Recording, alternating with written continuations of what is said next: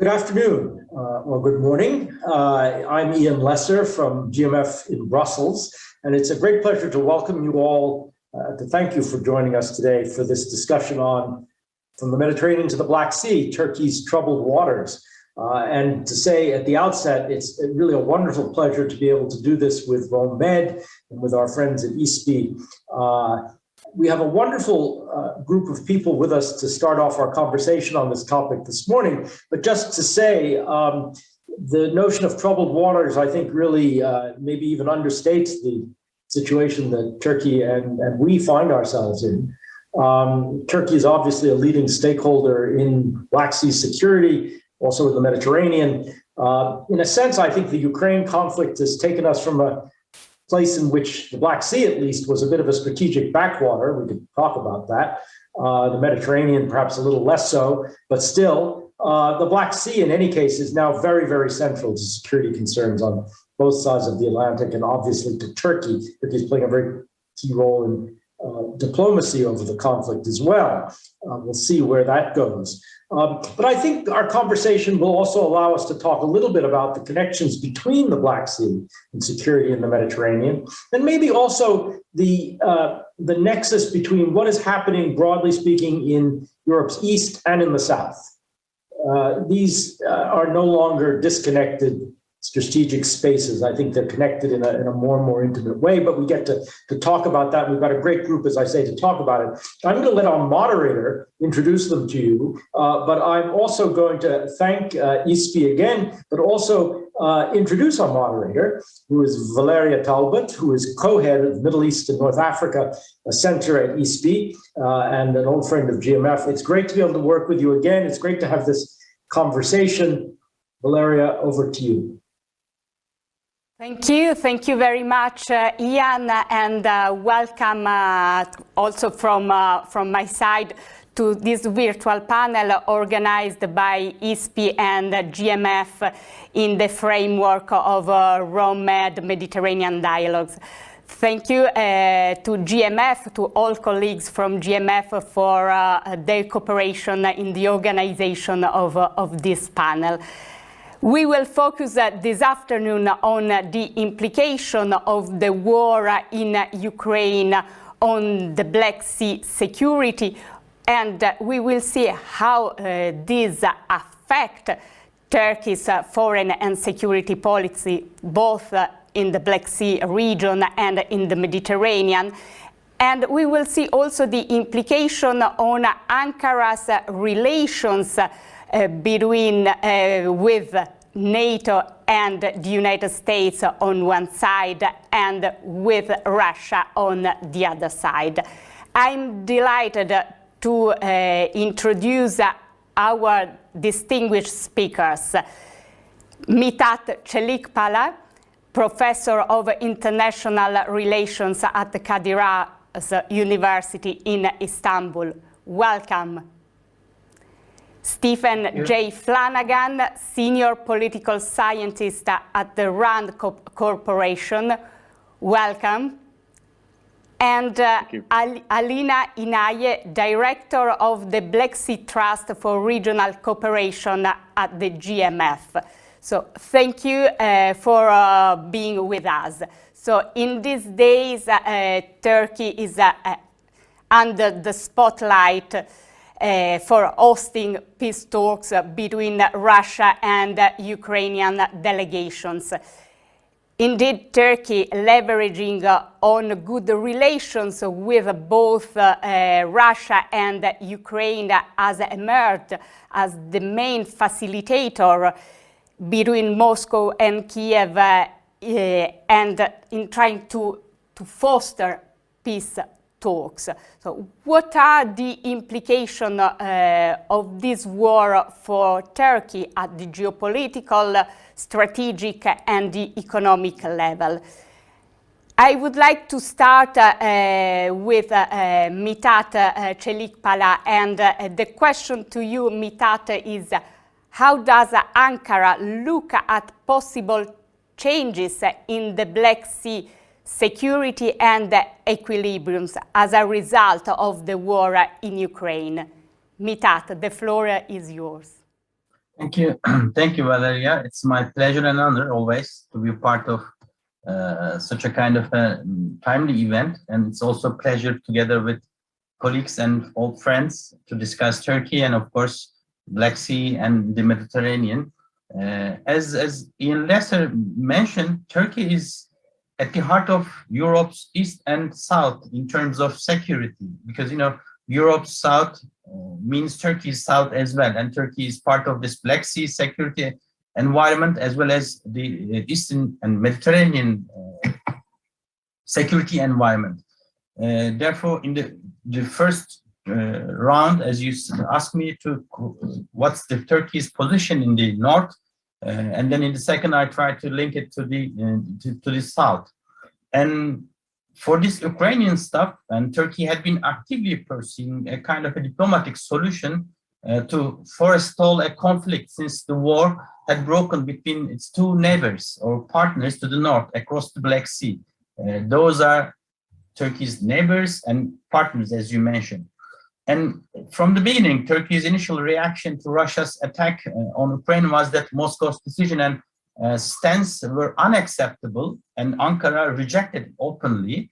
And Turkey stood against any decision targeting Ukraine's sovereignty and conveyed a message to support Kiev. And this is very quick response, and it was the initial surprise for many regarding Turkey's attitude, very current attitudes, let me say.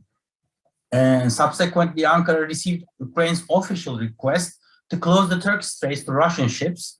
Then comes Turkey's decision to close the Turkish Straits to the both of the Black Sea littorals and offer to mediate, or more truly facilitate, between Russia and Ukraine. And this is a sea change to implement the Montreux Convention by Turkey and to declare that this is a war between two littorals.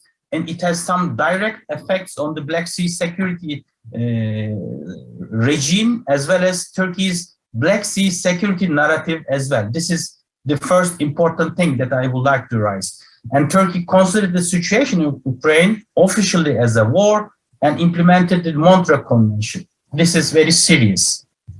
Then, of course, if you would like to discuss the issue from a perspective, Turkey has centuries-old experience confronting and cooperating with Russia.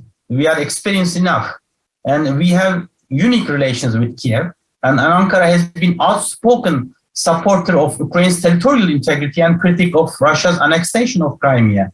And this is also important, and it has direct effects on Turkey's policies towards the Turkic world, especially Crimean Tatars, and it is also linked with the security environment within the Black Sea region.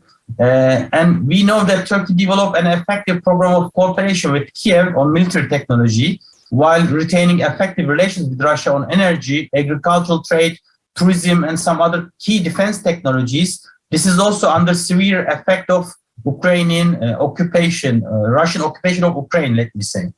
And considering Ankara's security concerns and its Western identity as a NATO member, Turkey's general approach to Russia shifted towards a more competitive path than a cooperative one. This is a new phenomenon as well. And seeing the nuclear aspect of the situation and heavy Western sanctions imposed on Moscow, it is not wrong to say that a long and challenging process awaits Ankara in the near future. And this is also an important development. In this context, how can we define the situation in the Black Sea? And this is the end of a Turkish narrative of regional ownership. It is already that with Crimea and Georgia, of course, but this is the last nail on the coffin for Turkey. We cannot speak about the regional ownership scheme from then on. And it seems that Russia turning the Black Sea into a Russian lake, and this is not my word, Erdogan tried once that this is a kind of a movement or move to make the Black Sea a kind of a Russian lake. He cited NATO's insufficient presence to control the main bulk of Black Sea coastline. We will see what kind of a NATO and security environment will be prevailing over in the next coming days. This is a big question mark we have to discuss. What about A2AD capabilities of Russia as well This is also an important development because, since the annexation of Crimea in 2014, Russia deployed anti-access and area denial capabilities and missile systems there, largely establishing a superiority in the maritime and air domains. Therefore, we need to forget about the littorals and the cooperation schemes. And of course, economic issues are also very important. The energy-related topics will affect Turkey's Black Sea policy in the coming future. Therefore, we have to be careful on those issues. And then, to the end, I may say that in the first round, we have to follow Turkey from this perspective. What will be Turkey's policies over the straits, Turkish straits, to follow the Montreux Convention and how to balance Russia's activities? This is the most important aspect of it. And the other littorals and NATO member countries, Turkey needs to work together with those NATO countries. Therefore, we are in need of developing such a kind of a new security perspective, NATO perspective, to attract Turkey. And most probably, we are going to discuss this narrative in the near future as well. What about NATO's capabilities in the region and shortfalls? This is also an important thing because Turkey is the biggest actor in terms of maritime and of course land power capabilities to balance Russia in the region. How to attract Turkey to develop a new narrative together with the participation of other littorals that we have to concentrate on the near future. And it seems that some people and circles has just started to discuss those issues from this perspective in Turkey. The last word, of course, there are a couple of NATO and the US skeptics still in Turkey. Therefore, how to resolve those issues and to bring the parties all together, this is another issue. And I see the Eastern Mediterranean as a starter to normalize Turkey, to gain Turkey's, standard on historical stance as a NATO member country, a European power. And I'm going to give some details in the second round related to this issue. Thank you very much, Mitat. Very clear picture. You raised many important points and questions, and one of these relates to relations with the US and NATO. How is the war in Ukraine affecting relations between Turkey and its NATO allies? This question is to Stephen Flanagan. Please, the floor is yours. Thank you, Ms. Talbot, and I'll be happy to pick up echoing some of the points that Professor Celikpala has already mentioned. But I think the first thing to say about certainly the war in Ukraine, Russia's invasion has highlighted in Washington and other NATO capitals Turkey's importance in maintaining security in the Black Sea, and Professor Celikpala noted a number of the reasons why. Clearly closing the straits, albeit after the Russians moved key naval and amphibious capabilities in the Black Sea. I think there was a recognition in Washington and elsewhere that if it had done that before the Russians had actually attacked, it would have been seen perhaps as a declaration of war against Russia. But now hinting at broader restrictions, at tighter implementation of Montreux, as was discussed in the first presentation, I think that highlights another area where Turkey can play an important role going forward. But also it has maintained its security cooperation with Ukraine in the face of Russian pressure and objections. Turkey has continued somewhat this balancing strategy vis-a-vis Ukraine and Russia and NATO and Russia in the Black Sea, clearly seeking to demonstrate that by eschewing sanctions and harsh rhetoric towards Russia can play this role as a broker of peace talks while still being a loyal NATO ally in the region, and can still play an important role in long-term security of the Black Sea region. And I think there are some signs that this strategy, coupled, of course, with the unifying effects of Russian aggression, are having some impact. I would never have predicted that a joint proposal of France, Greece, and Turkey to undertake a humanitarian evacuation of the residents of Mariupol a few weeks ago So I think that's showing that Turkey, this role that Turkey is seeking to portray, that both being an interlocutor with Moscow in a time of great strain, but also being a loyal ally and seeking to play a role in enhancing longer-term stability. And it echoes some aspects of Turkish policy going back. One could think some of these same strains were evident during the Russian invasion of Georgia in 2008. Of course, before the war, Ankara had been casting its mutually beneficial defense, trade, and investment relationship with Ukraine as support for Ukrainian integration into NATO. And of course, this was an important, market for Turkey at the time when the Turkish defense industry, the presidency of defense industry, and others were in Turkey were under sanctions from the United States because of the S-400 purchase. But I think it certainly by no means has are all things forgiven in Washington in terms of lingering concerns about Turkey's relationships with Russia, particularly the defense relationship and the S-400. I think Turkey would still have to take some concrete actions on that score. But I think there is this growing recognition that Turkey will play an important and even more important role in defense of other allies in the Black Sea region, in Romania and Bulgaria, but also support to partners over the longer term in terms of the post-war situation. And it really does present Turkey, I think, with an opportunity to reset its relations with the United States and other NATO allies. The outcome of the Russia-Ukraine conflict and perhaps these peace negotiations will have an impact certainly on Turkey's long-term strategy as to whether it will pursue an approach of a much more robust deterrence strategy in support of NATO efforts to deter further Russian aggression, or will it continue to try to play a bit of this balancing role of not going too far, showing that it's still willing to support NATO activities and operations in the Black Sea region, but not going too far out of fear of provoking a further adverse Russian reaction or aggression towards it, or pressure against it in other areas such as Syria. So I think we still have to see a few more cards to play in gaming out where this will go.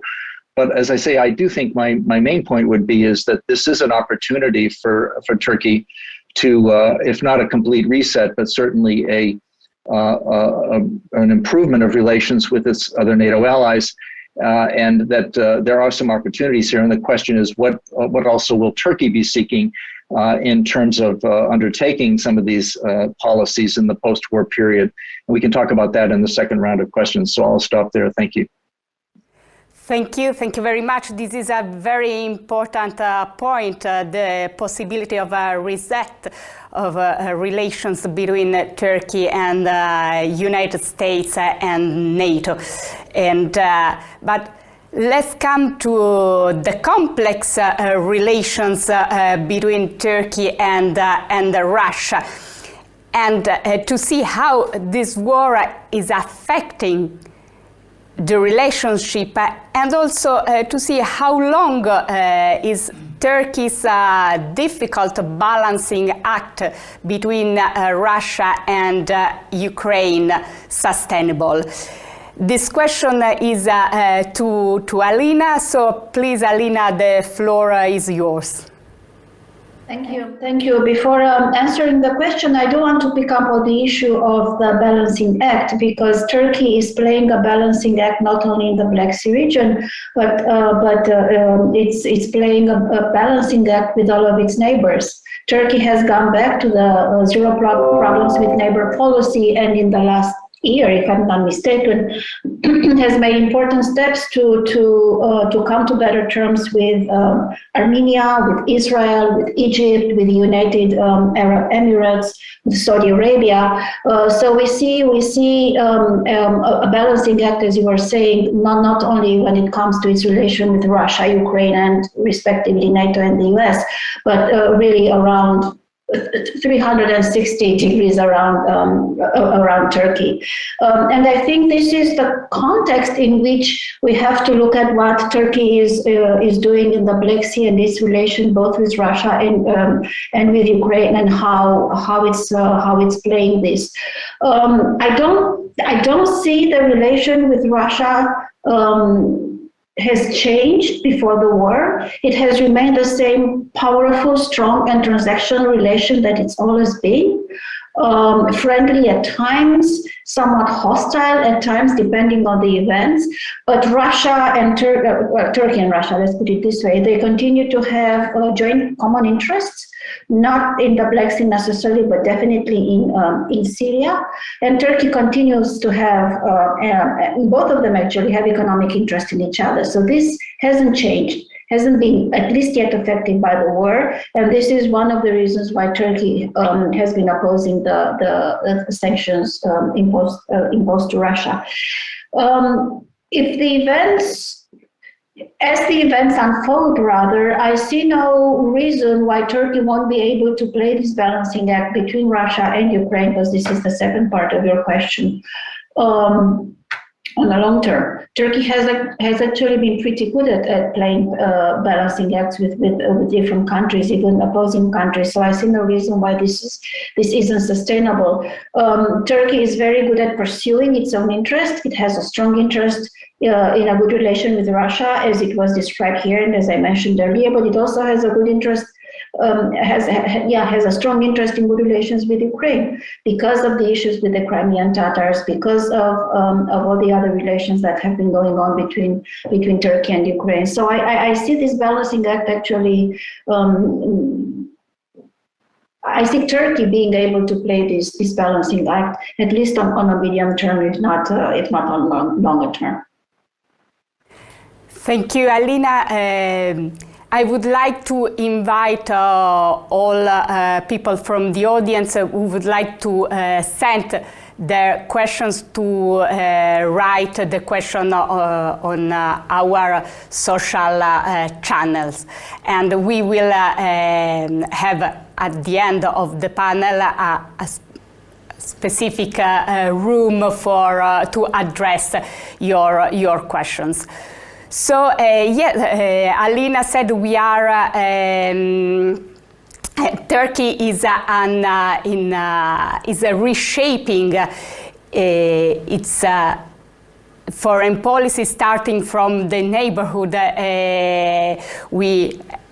We see normalization's attempts with some countries from the Middle East, for example, Israel, United Arab Emirates, Saudi Arabia. There are talks also with Egypt. So in the Mediterranean, and the Middle East, what are the implications of possible changes in Turkey's foreign policy? Mitat, I'd like to address this question to you. Okay, Valeria, it's the point. In fact, as Mr. Flanagan mentioned, opportunities for Turkey to reset the relations.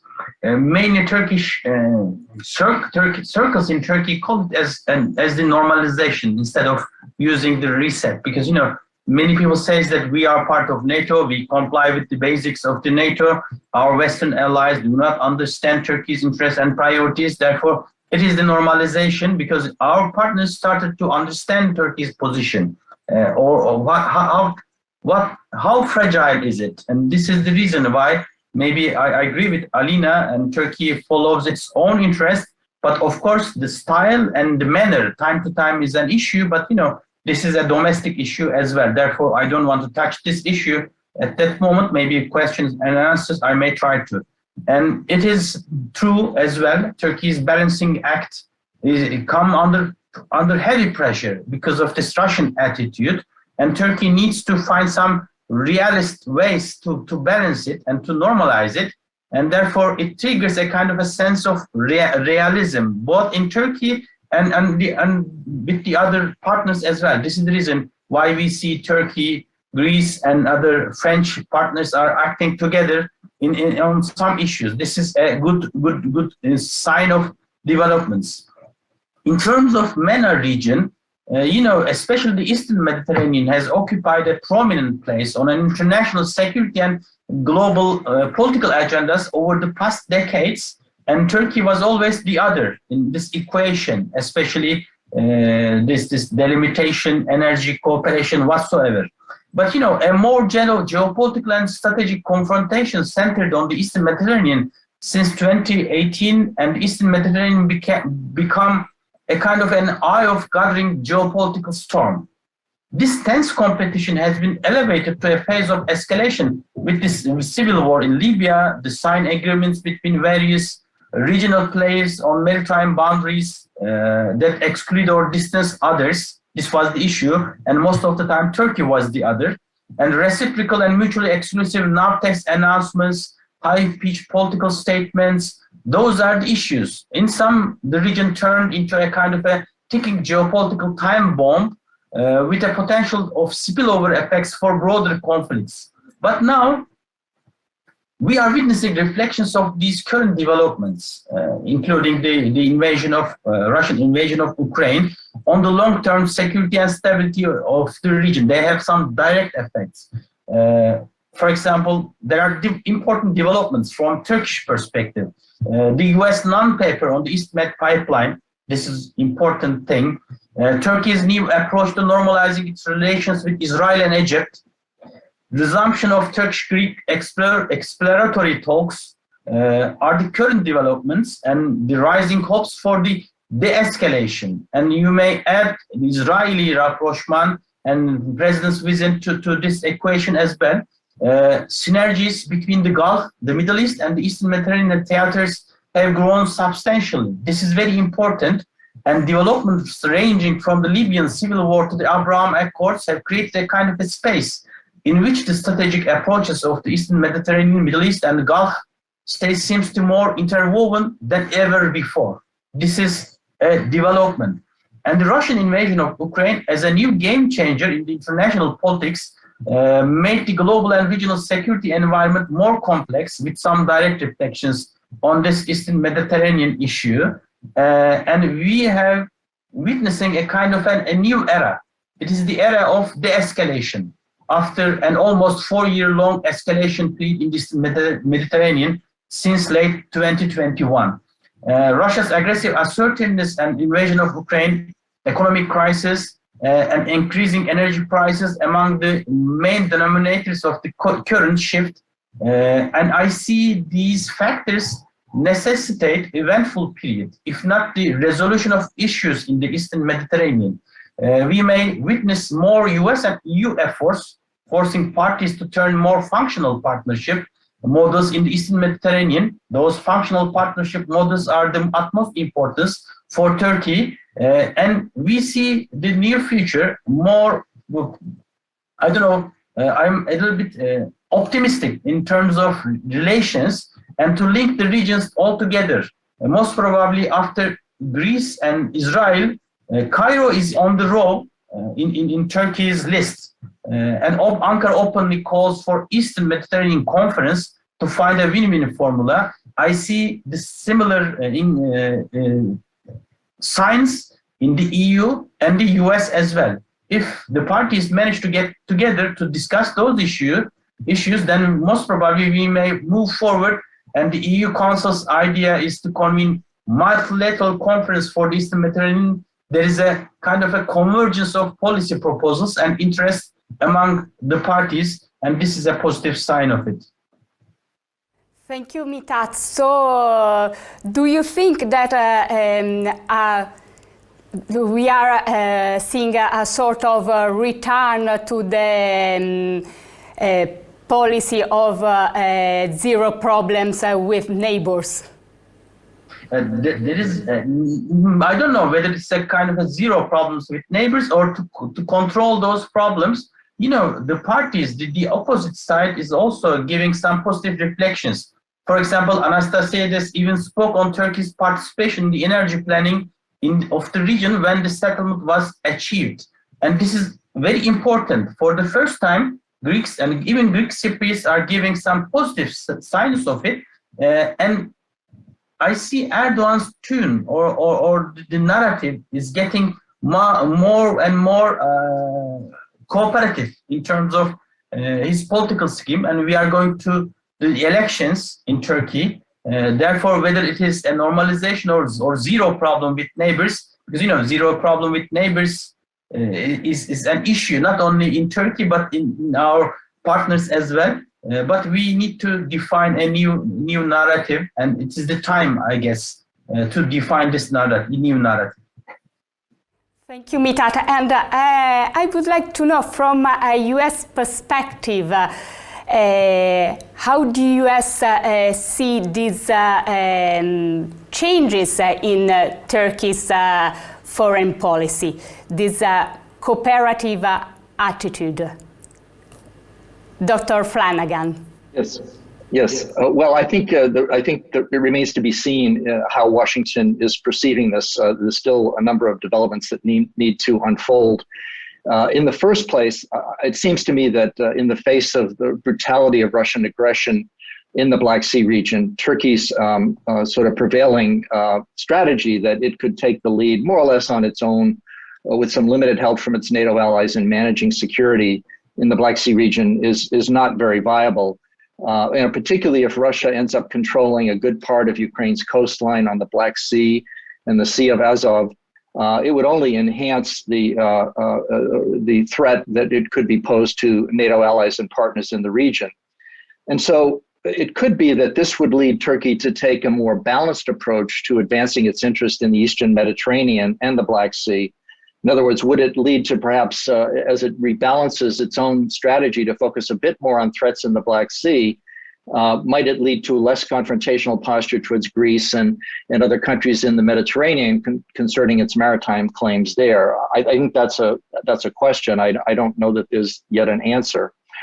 On the other hand, at the same time, I think there is a sense that as we watch the war unfold in Ukraine, the sense of Russia's the Russian military machine has taken a bit of a knock, and the sense that Russia was almost invincible in the use of its military power in the region is also coming a bit into question as it meets with this robust Ukrainian resistance. And is not, fully able to use all of its maritime power in subordinating Ukrainian territory. So it may be that there will be a sense in Turkey that, well, perhaps Russia isn't so formidable, and that we can still play this role of taking the lead for NATO, even as we try to avoid a further use of Russian military force against our interests. Another factor that will also, I think, impact Turkey's approach to Black Sea security may be how it develops its own energy security posture. Development, if it does continue to develop the energy, the gas finds that it has on its own Black Sea coast, and tries to wean perhaps itself from dependence on Russian imported gas, that may also play a role in Turkey's strategy. And I think in terms of NATO, NATO certainly recognizes that the Turkish armed forces, as Professor Celikpala, remain the second largest in NATO overall. There's a recognition that the Turkish Navy is undertaking a sizable modernization effort under the National Ship Program, 15 ships and submarines being planned, including this Anadolu, this very large multi-purpose amphibious ship that will provide improved power projection capabilities. So Turkey could play this more important role, both in ensuring Black Sea security for NATO allies and supporting partners, but also playing a role, potentially a more constructive role further afield, including in the Gulf and in parts of the Mediterranean. But again, that remains to be seen in terms of a number of policy decisions. But then there's sort of the question of, well, what might a Turkish government, either under President Erdogan or a future government, want for taking this more constructive approach, or a more constructive approach in the Eastern Mediterranean, or a firmer stance against Russia in the Black Sea? Certainly, I think that some lifting of the restrictions that are currently in place, the sanctions on Turkish defense industry and restraints on security assistance. Turkey has, as you know, been seeking support if it, having been excluded from the F-35 program, it's sought to achieve some support from the United States for modernizing its existing F-16 fighter program. And upgrade and perhaps procuring some additional. But it might also want to see itself reintegrated into the F-35 program, particularly if it plays this more constructive role in regional security. NATO has made this decision now to establish these additional presence in Southeastern Europe, the battle groups both in Romania and Bulgaria. Turkey had been contributing to the headquarters staff of the Southeast European, the NATO Southeast European Brigade in Romania. Would it take a role in supporting that going forward? That would be another indicator of the kind of posture that Turkey wants to play in being this reliable or casting itself as this more reliable ally and a less difficult ally in promoting security in the region. So again, I don't have any firm answers yet, but certainly a number of questions and opportunities that I hope we can explore in the question and answer. So thank you. Thank you very much. And I turn to Alina to ask what could be the consequences of changes in the balance of power in the Black Sea on regional cooperation initiatives. Yeah, I have to start by admitting that regional cooperation initiatives in the Black Sea have been traditionally weak. But that wasn't only necessarily because of Russia's opposition to these initiatives. Turkey from time to time was opposing them as well. And in general, it just been the dynamics of cooperation around the Black Sea and in the Black Sea has been very different from the dynamic of cooperation, for example, in the Baltic Sea, where the littoral states are much closer in cooperating with each other and in coming up with joint initiatives. Would the change of balance of power change these dynamics? It depends. It depends on what kind of solution to the conflict we are looking at.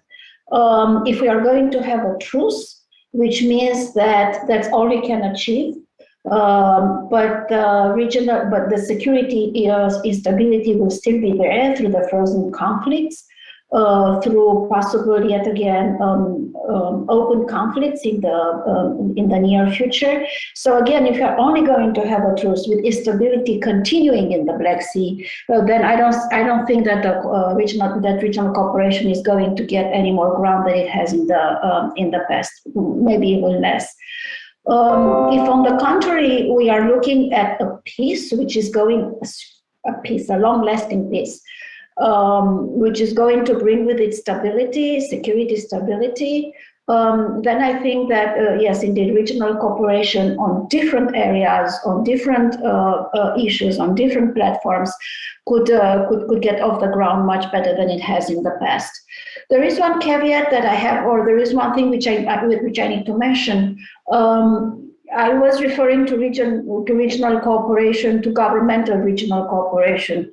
When it comes to non-governmental regional cooperation, second track, or even business regional cooperation, things are a little bit better. But that is only because there has been a very conscious and substantial effort on behalf of the United States or European Union, United States more, to actually enhance and catalyze this cooperation. But everything I was saying in the beginning was very much referring to the governmental cooperation. Thank you, Alina. A quick question that has been raised in the Italian debate in these days.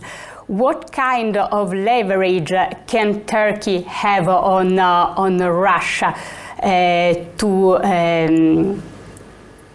achieve a ceasefire, if there is any?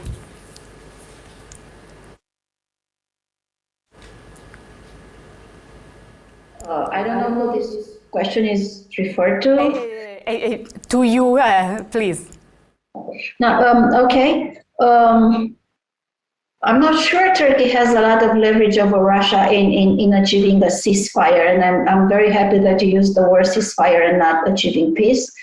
I think President Erdogan is doing everything that he can to offer this platform for negotiation, but I cannot see at this point, and Mitat, Stephen, please contradict me if I'm wrong, what leverage Turkey can actually have on Russia to convince it, persuade it to ceasefire. But again, I would be very interested myself in what Mitat or Stephen would have to answer this question.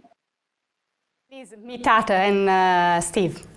Yeah, I agree with Alina whether there's a leverage in Turkey's hands against Russia or not, and there's no leverage. The leverage is Turkey's Western connections.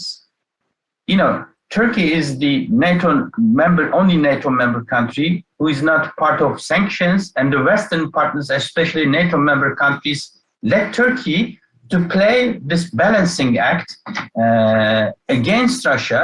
And this time, most probably, Turkey gets a kind of a permission, in code, from the Western actors to try to play with Russia to normalize its attitude. You know, for example, what Erdogan government is expecting from the West is realize he's getting the end results just after the Russian invasion of Ukraine. All the Western leaders has just started to visit Ankara and try to establish some better links with the Turkish government, try to show some ways and let Turkey to create a kind of a space to negotiate and to resolve the issue between the parties. And this is the case. And Turkey's leverage is Turkey has a kind of an experience to deal with Russia in the Caucasus, in Syria, and at the end in Ukraine. Whether it's a leverage or not, I don't know. But you know, Turkey managed to play the card with the Russians, despite all those negativities and the issues. And it seems that both leaders, I mean Erdogan and Putin, time to time listen to each other. Of course, it's not easy to control Putin under the current circumstances, but you know, the main leverage is, of course, the Western sanctions on Russia over Russia, and Russians are facing with those issues. And then I see some other kind of oligarchs.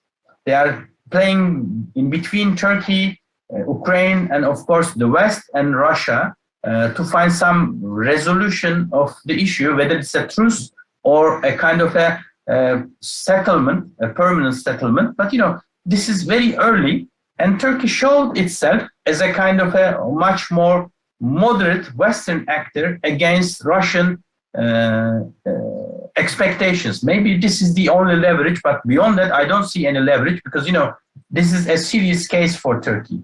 You know, after a COVID environment or COVID effects, Turkey would like to normalize its economic conditions and try to invite or expect much Russian and Ukrainian tourists and try to find some extra cheap energy resources. All those stories are out of equation now. And Turkey's trade with the US and Ukraine and Russia is a kind of an under heavy pressure. And this is also negatively affects Turkey's under severe economic conditions as well. Therefore, I don't see any leverage in the hands of Erdogan, but just good intentions and friendly relations to support the parties. This is it, I guess. So the personal relationship between Erdogan and Putin could be an asset, but not a leverage. Yeah, that's true. That's true. If I could, I might offer just a brief dissent. I agree with what both my colleagues have said broadly, but I do think at a time when the Russian military is finding itself in a situation that its war plans in Ukraine have been stymied, in part because of some of the security assistance that Turkey has provided, that it does leave. It means that Turkey has, from all reports, it's not acknowledged it always, but has continued to provide some of these TB2 attack drones to the Ukrainians, even in the midst of the conflict. Russia knows that that Turkey has that capacity to sort of up the ante a bit more. Whether it will choose to play that card remains to be seen. But I do think that it's part of this balancing. It's shown a firmness to continue that security assistance to Ukraine. And as Professor Celikpala alluded to, it challenged Russia indirectly in its support for the Azerbaijanis in the Nagorno-Karabakh conflict. And it's also damaged Russian interest in Libya recently by taking some forceful action in support of the GNA. So I think that it's true the balance of power is largely with Moscow, but Turkey's role in NATO and the ability to sort of raise the volume or the level of heat that it can exercise as a NATO ally and what it might allow its NATO partners to do is a lever that Turkey can have even as it's playing this role of peacemaker or at least a ceasefire broker, as Alina rightly said. Thank you. Thank you very much. We received some questions from the audience. I read the first one. How does the war in Ukraine affect Greek-Turkish relations to NATO allies concerning the disputed maritime zones in the Aegean area, in the Aegean Sea? Mitat, maybe you would like to answer this question. A couple of points that I would like to raise. First of all, Turkey and Greece has just already started to discuss some issues. Of course, there is no win-win formula or the resolution of those issues. They are old issues. Maybe the Turkish-Greek reconciliatory talks can be considered an early promising issue, and more than that, this is a crazy environment, and it works negatively. And Greece and Greek Cypriots are the members of the EU. Turkey is not, and under such heavy conditions, this membership affects both of those countries' policies and stance. But on the other hand, Turkey is a negotiating partner. Therefore, try to bring Turkey in a much greater bubble to discuss different issues. And therefore, any kind of an issue, bringing the parties together under the circumstances of a joint threat, which is Russian expansionism in this case, affects very positively. And then from then on, most probably, we may get together. And, for Turkey and Greece, the alternative of this peaceful means is locking horns and to compete with each other, and it doesn't contribute very positively to the parties.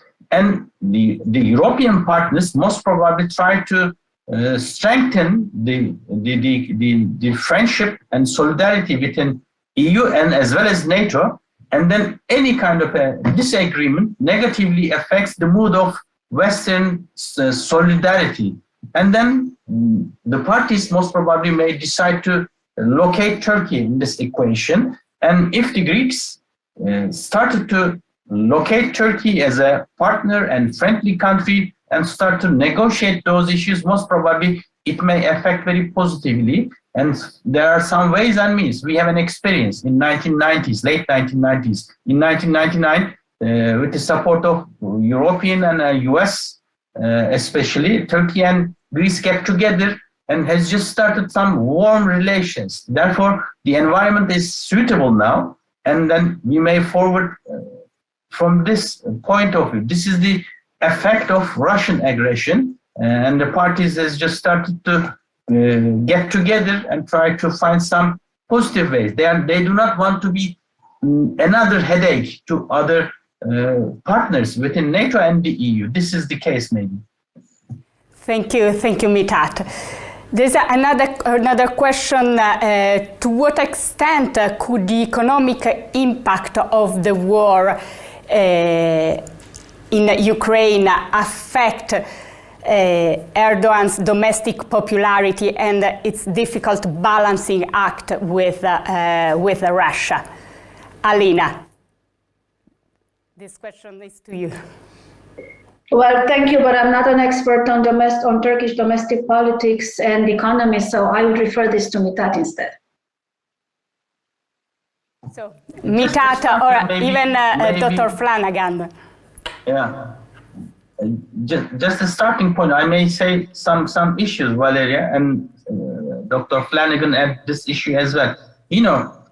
Turkey is under heavy economic conditions, especially parity is very negatively affecting the ordinary people, and energy prices are at the center of this issue. More than that, the food security is under heavy threat just because of the war. Turkey's trade volume with Russia just increased the 2010-2015 period. It's around 32 billion US dollars. And Turkey's trade volume with Ukraine is around 10 billion US dollars. And it stopped very quickly. We have no trade at all with Ukraine. And we lost this amount. And Turkish-Russian trade volume decreasing very severely, and this is also a concern for Turkey. And we don't know the nature of sanctions in the coming future. If it affects the energy-related issues, then it may have some serious effect on Turkey as well. And we need to think this nuclear condition and nuclear facility as well. And Russians will finish it next year, and most probably they're expecting to be operational at the end of 2023, and it's also a domestic issue for Turkey. More than that, Turkey is expecting more tourists, double from the last year. And the first two countries who sent tourists to Turkey, the first one is Russia, and the second one is Ukraine.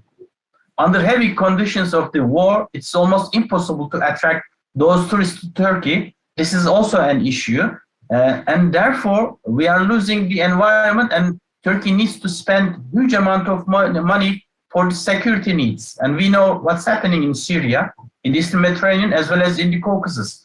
And the addition, which means the Black Sea region, to this equation ruins Erdogan's economic and financial plans as well. And under those circumstances, it's almost impossible to attract foreign investment in Turkey just because of the war environment. This is also another negative effect of the war on Turkish economy. These are the first points that I may raise, and maybe Mr. Flanagan as well to add some issues from the economy perspective. I think Professor Celikpala covered those the key points very well. I was going to just speculate, though, on the loss of the Ukraine market and investments for Russia, for Turkey is critical. And in terms of its long-term recovery, and I've been musing as the peace, the discussions on the ceasefire go ahead in Istanbul, that whether Turkey might also see this as an opportunity to play a role in the reconstruction of Ukraine over the longer term. That its solidarity with Ukraine during and before the war, its concerns about other investments and some mutually beneficial activities, not only in defense industry, which I think was very much a mutually beneficial relationship before the war that Turkey has now also lost, but other aspects of cooperation that could be important to both Turkey's economic stabilization and the reconstruction of Ukraine. So that would be an interesting area of activity to watch. And of course, Turkey wouldn't necessarily have the resources, but if there were some major international assistance program, including perhaps from states outside the region, not just the EU and the United States,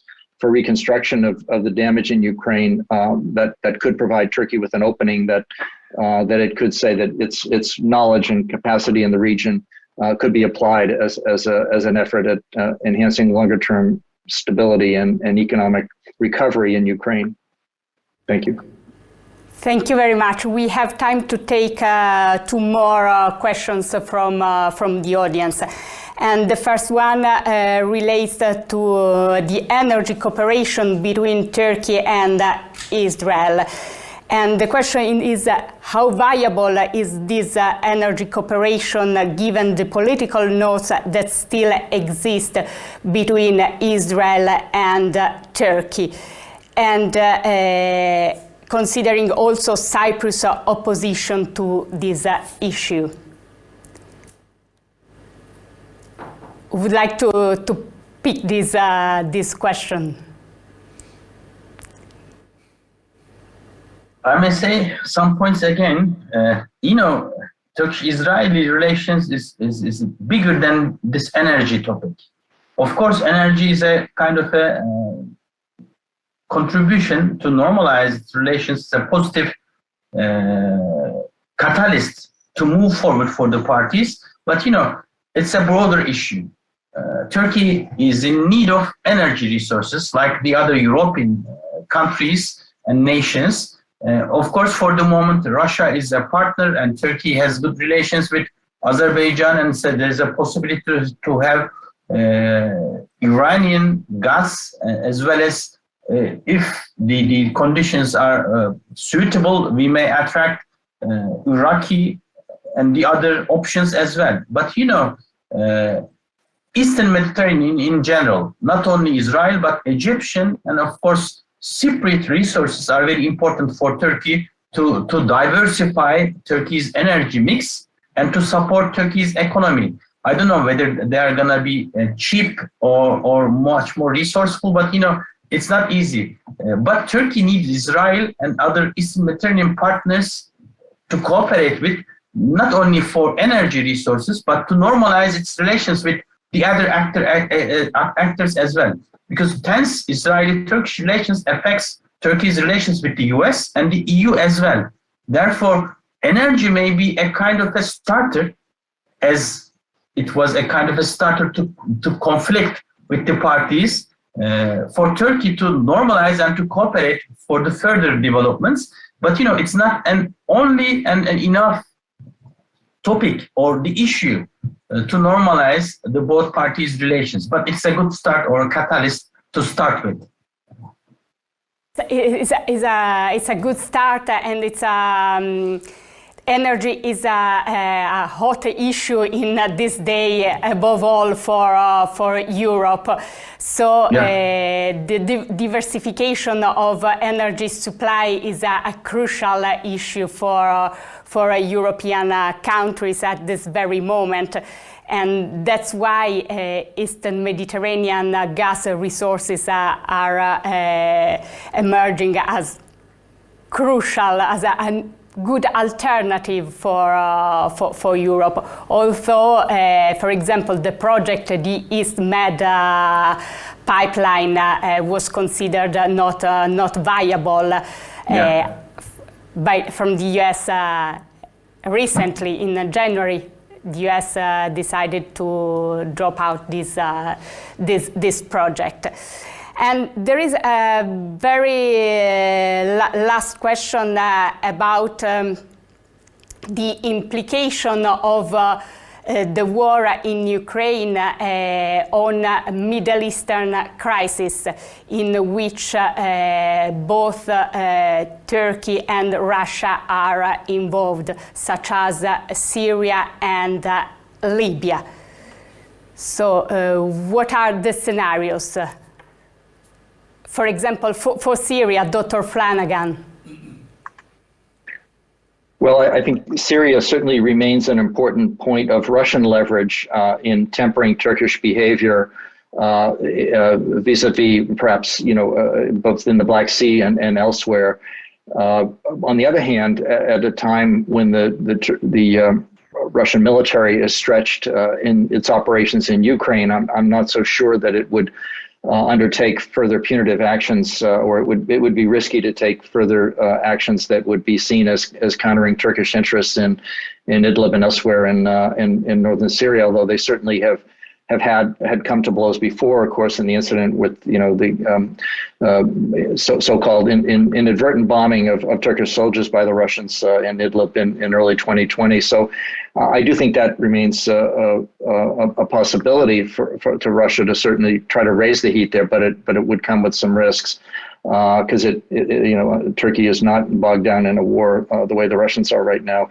In Libya, I do think too that Turkey's continued support for the GNA and others, is working against Russian interests. But again, Russia's in no position right now, it seems to me, to try to exercise any further But just to make a brief comment on the earlier point, though, I do think that one of the other things that will be interesting is to see Turkey as this remarkable shift in relations with Israel and some of the Gulf states, Turkey not wanting to be left out of that, and how that might impact its relationships both with Israel and some of the other Gulf states in trying to be seen as being part of this new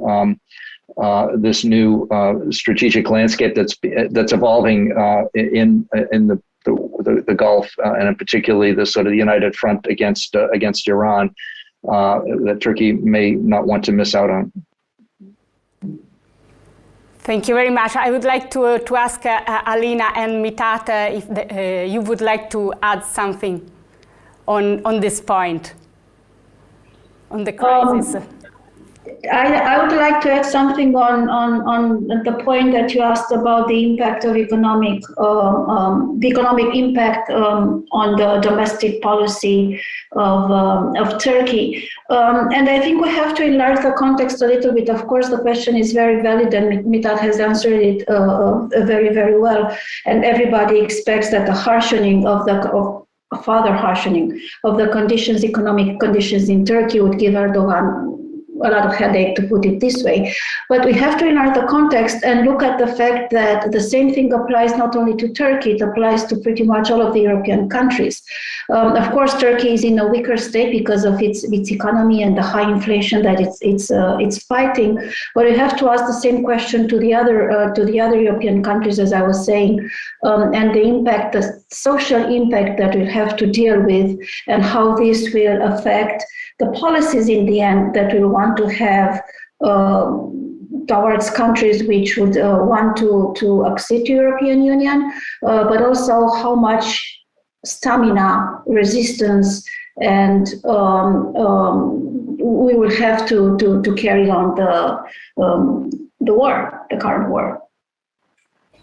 Thank you very much, Alina. Mitat. For Syria, it's too early. It's uncertain. We don't know how Russia treat and position itself in Syria after those events in the north will normalize or settled, if it is settled. We know they have many issues, but Turkey's priorities are concentrated on PKK and of affiliates in Syria and other regions, and most probably Turkey is in need of establishing relations at the end with Damascus, one way or another, to normalize its relations within the entire region, not only in Syria, but in the Middle East and as well as Eastern Mediterranean. And this might be a part of it. And there are rumors, at least some signs that some lower level contacts are prevailing over. And if it works, then there is no need to have Russia. And for Libya, most probably Turkey prefers to work together with the European partners and the US. If Turkey or Ankara finds some green light from its traditional partners in terms of all those issues, most probably it moves towards those directions. Let's wait for what's happening in Syria, in Ukraine, and then afterwards, most probably we may comment on Turkey's relations with Russia and Iran in terms of resolution of issues in Syria and other regions, Middle Eastern regions. Thank you very much, Mitat. So we will organize another panel, another event to discuss about this. We get to the end of this very interesting discussion, and I would like to thank you for your insightful contribution and analysis. I wish you a very good evening, and thanks again for being with us this afternoon. Thank you. Thank you very much. Thank you very much, Kadir.